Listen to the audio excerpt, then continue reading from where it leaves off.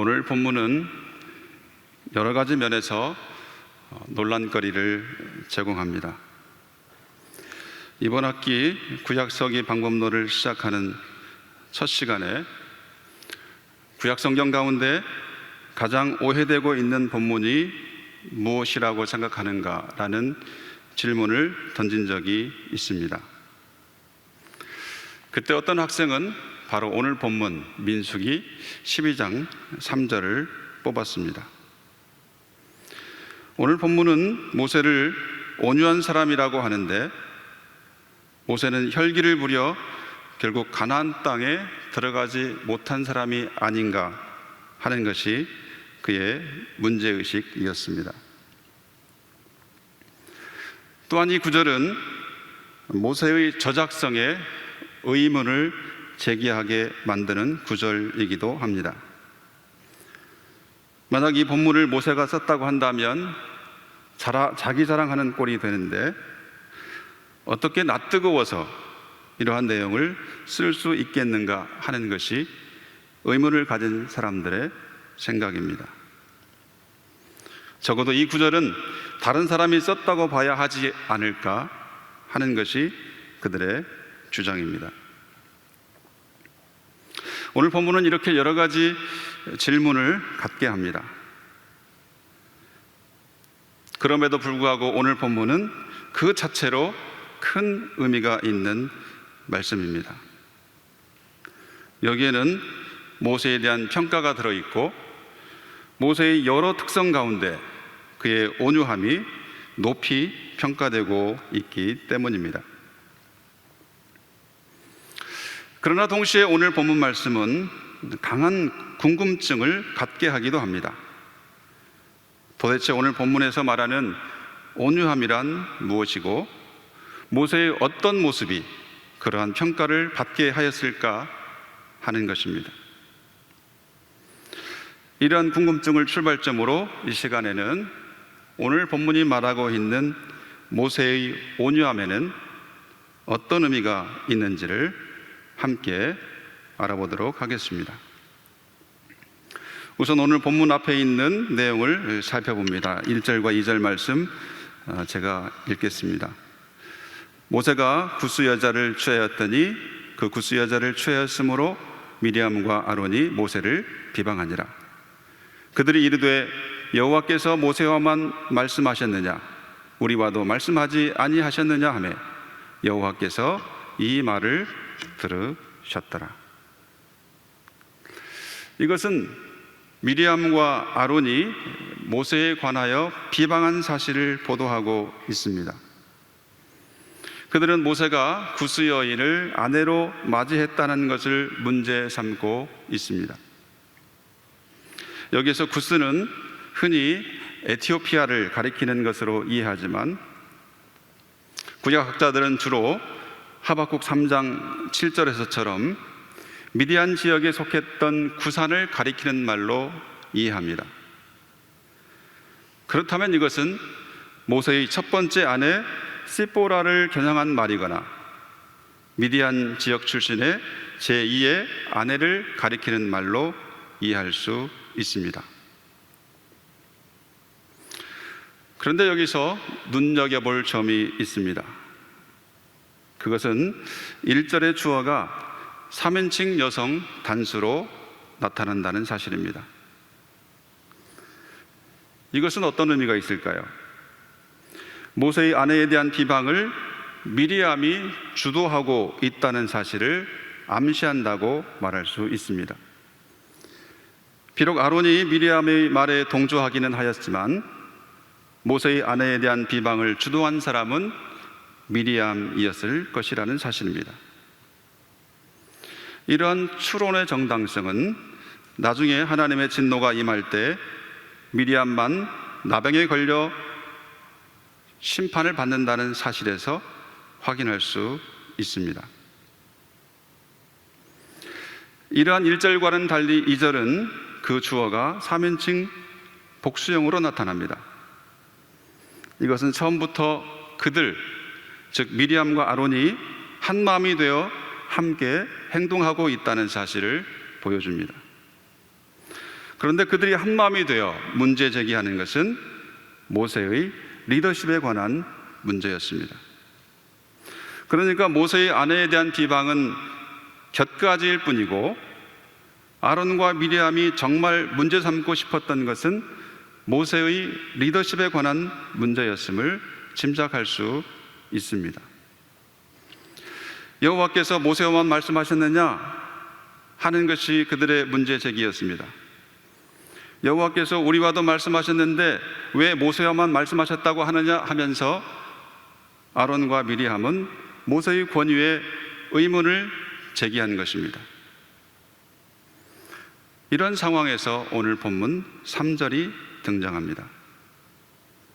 이 사람 모세는 온유함이 지면의 모든 사람보다 더하더라. 이러한 본문의 흐름으로 볼 때 모세의 온유함은 무엇보다 참는 것에서 드러남을 알 수 있습니다.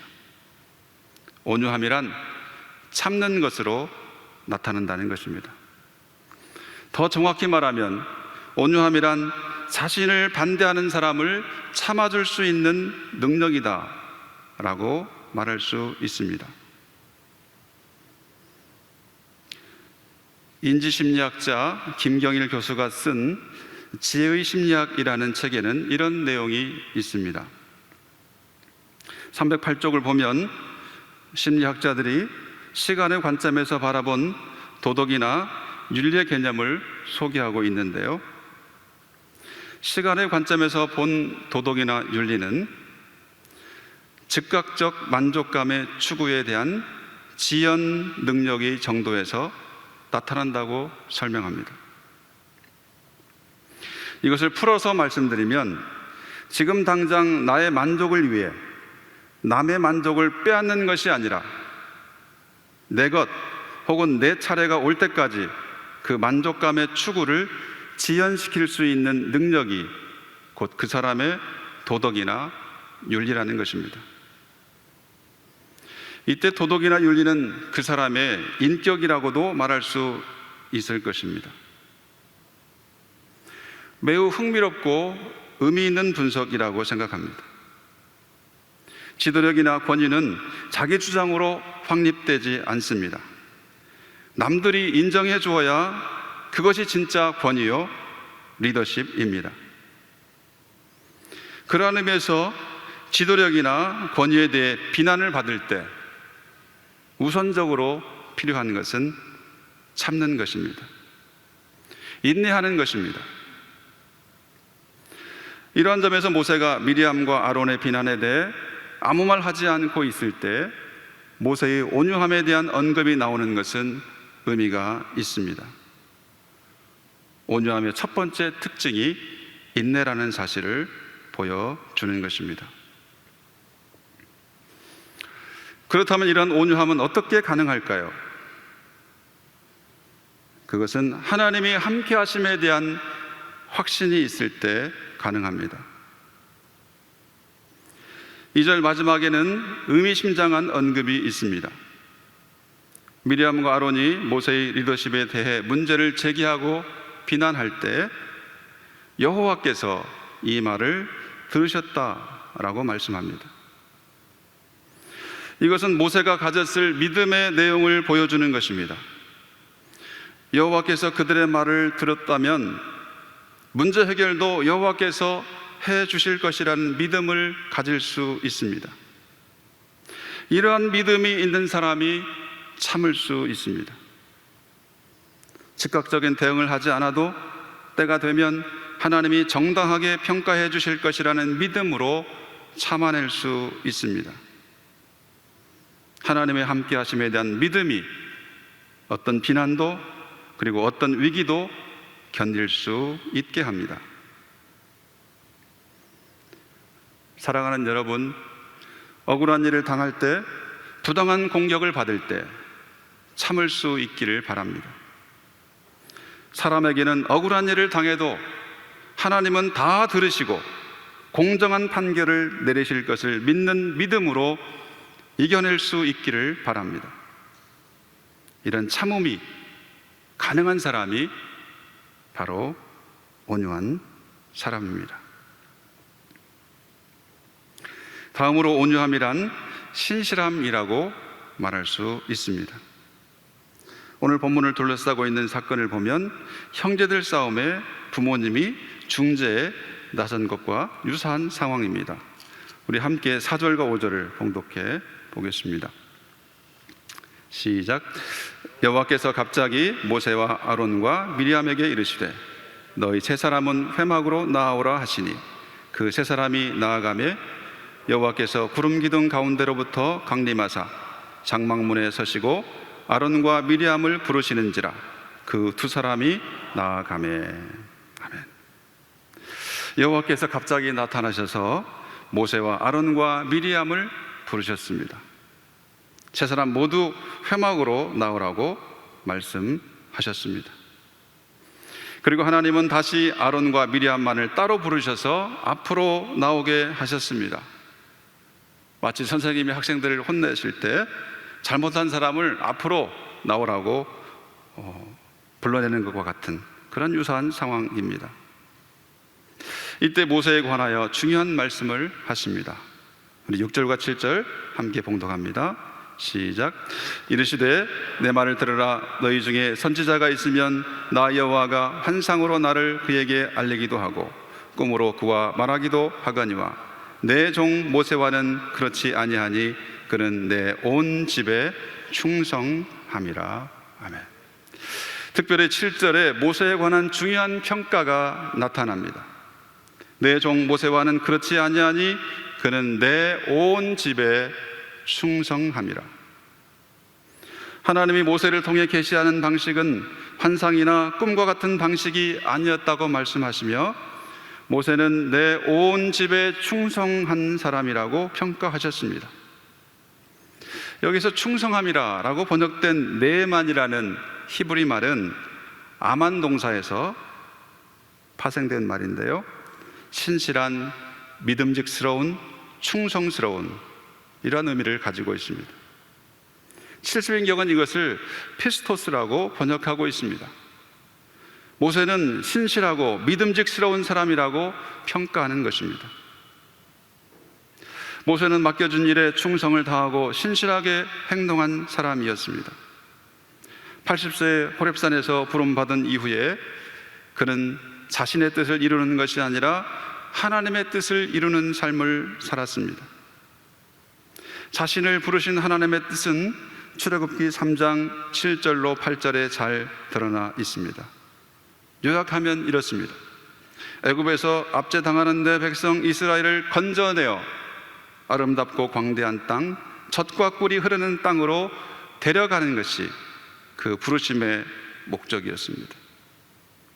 모세는 이 사명을 감당하기 위해 온갖 어려움을 감내하며 끝까지 충성하였습니다.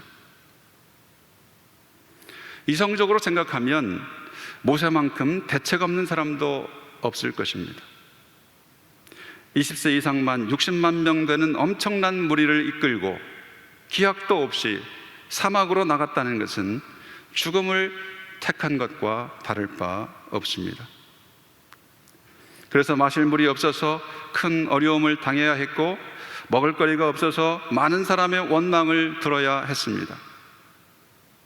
오늘 본문 앞장인 민수기 11장에는 매일 주어지는 만나만으로는 도저히 못 살겠다는 백성들의 원망을 마주해야 하기도 하였습니다.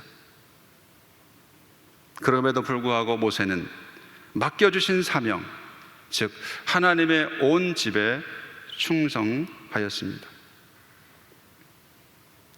모세가 이렇게 할 수 있었던 이유가 무엇일까요? 그것은 무엇보다 모세에게 하나님께 받은 부르심에 대한 확신이 있었기 때문입니다. 그는 지속되는 하나님과의 관계를 통해서 자신의 소명을 잊지 않았고 자신의 사명을 새롭게 경험할 수 있었습니다. 이러한 하나님과의 관계를 알 수 있는 구절이 8절입니다. 우리 8절 함께 봉독합니다. 시작. 그와는 내가 대면하여 명백히 말하고 은밀한 말로 하지 아니하며 그는 또 여호와의 형상을 보거늘 너희가 어찌하여 내 종 모세 비방하기를 두려워하지 아니하느냐. 아멘. 여기서 대면하여라고 번역된 히브리어 표현은 직역하면 입에서 입으로입니다. 우리말 개역 개정역 출애굽기 33장 11절이나 신명기 34장 10절에도 동일하게 대면하여라는 번역이 나타나지만 그곳에서의 원문은 얼굴에서 얼굴로라고 되어 있습니다.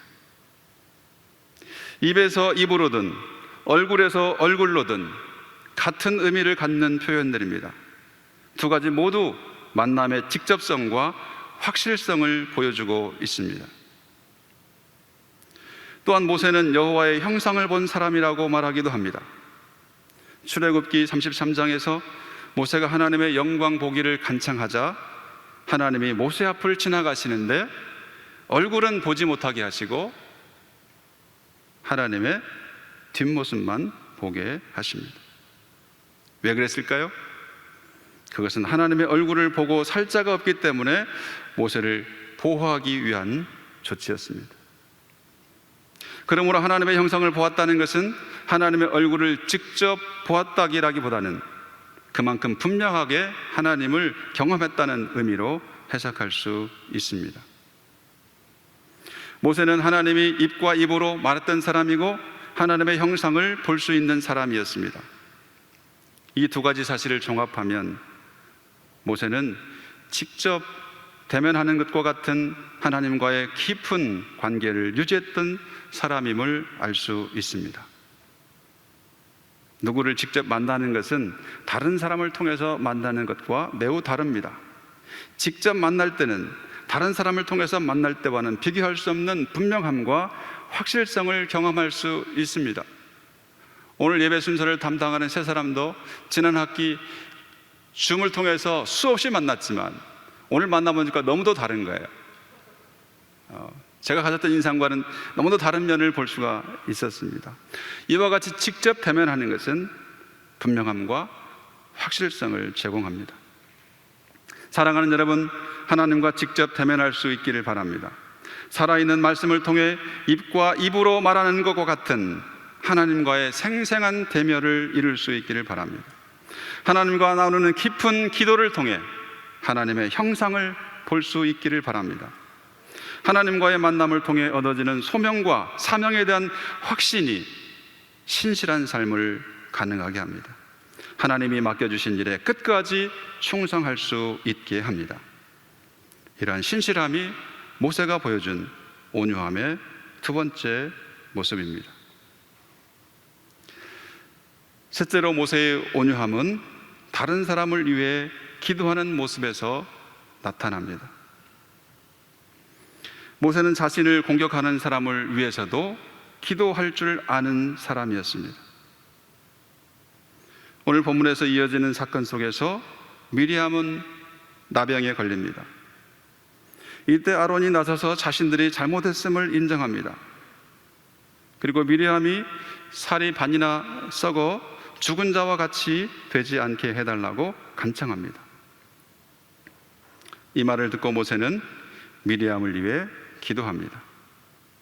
이때 모세는 하나님께 부르짖었다고 말하고 있습니다. 여기에 사용된 히브리 말 짜크라는 말은 단순히 그냥 기도하는 것 이상으로 울부짖는 모습을 표현합니다.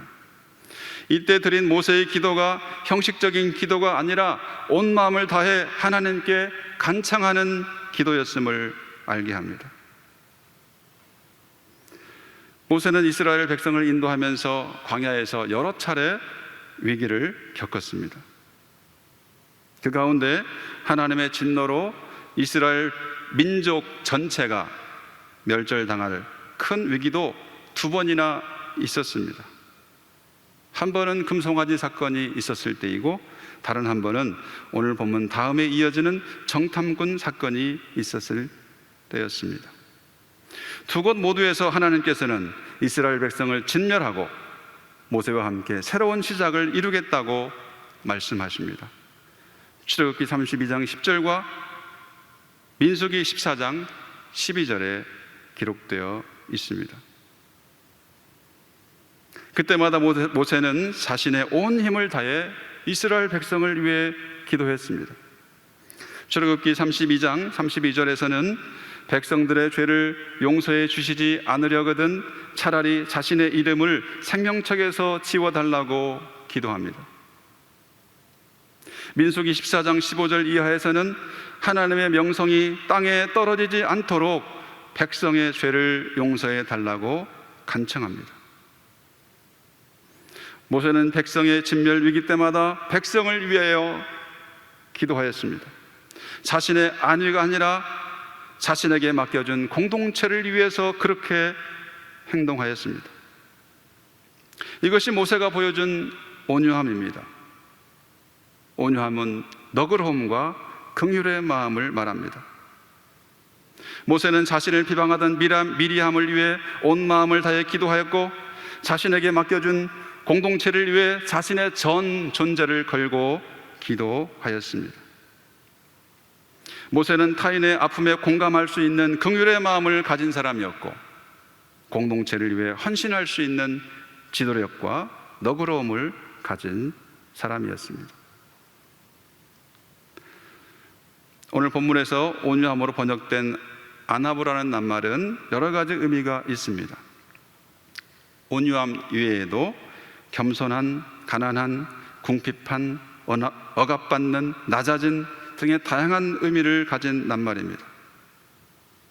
그럼에도 불구하고 온유함이라는 번역은 완벽할 수는 없지만 매우 좋은 번역이라고 생각합니다. 아나브의 온유함은 비슷한 말로 생각할 수 있는 온순함이나 유순함과는 다릅니다. 아나브의 온유함은 오히려 내면이 강한 자가 드러내는 따뜻함과 부드러움이라고 말할 수 있습니다. 그런 의미에서 온유함은 겸손과도 통하는 면이 많이 있습니다. 70인경에서는 오늘 본문의 아나브를 프라우스라고 번역하고 있습니다. 신약 성경에서 프라우스가 사용된 본문이 여럿 있습니다. 그 가운데 하나가 팔복 가운데 있습니다. 온유한 자는 복이 있나니 그들이 땅을 기업으로 받을 것이요. 온유한 자가 받게 될 복이 땅을 기업으로 받는다는 것입니다. 이것은 온유한 자가 약속의 땅, 곧 젖과 꿀이 흐르는 땅을 차지하게 된다는 말로 이해할 수 있습니다. 이와 유사하게 시편 76편 9절에서는 하나님이 땅의 모든 온유한 자를 구원하시려고 일어서신다고 말씀하고 있습니다. 온유한 자가 경험하게 될 하나님의 구원을 말하고 있는 것입니다. 그런데 온유한 자에 대한 말씀은 이것으로 끝나지 않습니다. 프라우스, 즉 온유한이라는 말은 예수님이 자신을 소개하는 본문에서도 만날 수 있습니다. 마태복음 11장 29절에서 나는 마음이 온유하고 겸손하니 호티 프라우스 에이미 카이 타페이노스 테카르디아 라고 말씀하실 때 사용되기도 합니다. 그리고 시편 18편 35절에서 시인은 하나님의 온유함이 나를 크게 하셨다라고 고백하고 있습니다. 온유함은 하나님의 성품이기도 하다는 말씀입니다. 이처럼 오늘 본문에 나타난 온유함은 모세에 관한 말씀으로 끝나지 않습니다. 그것은 예수님의 성품이기도 하지만 동시에 하나님이 보여주시는 모습이기도 합니다. 그러므로 온유함은 예수님의 성품을 본받는 것이고 더 나아가 하나님의 모습을 본받는 것이기도 합니다. 달리 말하면 온유함은 예수님 닮아가기요, 하나님 닮아가기, 곧 이미타치오 데이인 것입니다. 사랑하는 여러분, 모세의 온유함은 인내와 신실함으로 나타났고 긍휼의 기도로 나타났습니다. 모세가 그러한 온유함을 보여줄 수 있었던 것은 그가 하나님과의 관계에서 실패하지 않았기 때문입니다. 하나님과의 확실한 만남을 통해 자신의 소명과 사명을 잃지 않았고 하나님의 함께하심에 대한 믿음으로 자신을 향한 비방과 공격을 참아낼 수 있었습니다. 사랑하는 여러분, 모세와 같이 온유한 자가 되어 온유한 자에게 주시는 복과 은혜가 우리 모두에게 풍성히 임하기를 기원합니다. 기도하겠습니다. 하나님 감사합니다. 말씀을 통해 온유한 자가 받는 복 알게 하시니 감사합니다. 하나님과의 깊은 만남을 통해 하나님의 함께 하심에 대한 믿음을 통해 어떤 비난도 공격도 참아낼 수 있는 온유함을 허락하여 주시고 저에게 맡겨준 사명을 끝까지 충성할 수 있는 신실함이 식어지지 않는 참된 온유한 자의 삶을 살아가는 저희 모두가 되게 하여 주시옵소서. 감사드리며 예수님의 이름으로 기도합니다. 아멘.